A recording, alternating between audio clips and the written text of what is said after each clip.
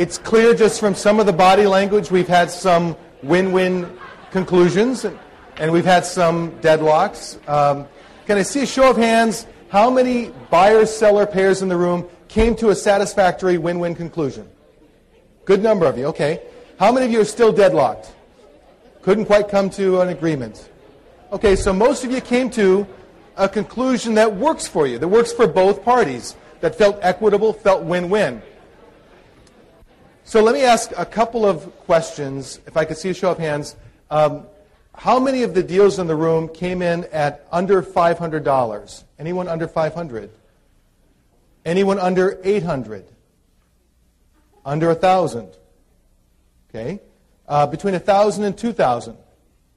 Okay, we got some between $1,000 and $2,000. Between $2,000 and $3,000? Show of hands. Okay. Between 3 and 4? Some over there, some here. Between 4 and 5? You over there, here. 5 and 6? All right. 7 and 8? 7 and 8,000, yes. 8 and 9? 9 and 10? 10 and 11? Got a few between 10 and 11? How many over 12,000? Got a few over 12,000? Over 14,000? Got one over 14,000? Anyone else over 14,000? All right. 15,000.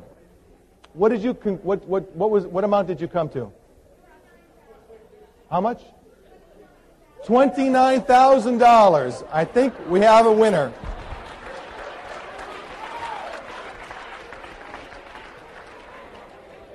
Now, unfortunately, Sandy earlier in the day used my prizes, but if there are any pens in the center of the table left, you're certainly welcome to those.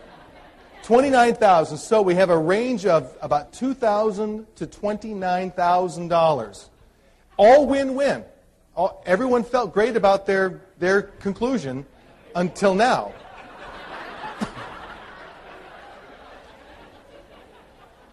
And if you ask yourself, well, how does that happen? Obviously, some of us in the room were more committed than others. Some of us were more engaged. Some of us had a higher expectation than others. But all of the deals that we came to were win-win. And ultimately, whether a customer or a client, whatever amount they pay for a particular initiative, whatever contract price they agree upon, it really doesn't matter what our internal margins are, whether they're high or low or in between. There's no need to feel guilty. There's no need to feel anything other than if it works for the client, if it works for us, then it's a win-win conclusion. Those who expect more tend to get more. There's been so much research done in the area of negotiating, whether it's political negotiations, labor union negotiations, sales negotiations, negotiations between couples. Those who expect more tend to get more. And there's a tendency amongst all of us, even those of us with very strong personalities, very driven personalities, there's a tendency to move toward the center amongst all of us. So if a negotiation begins with one person at 0 and another person at 100, there's a natural tendency to move to 50, no matter what the personalities are, no matter what the negotiating skills are.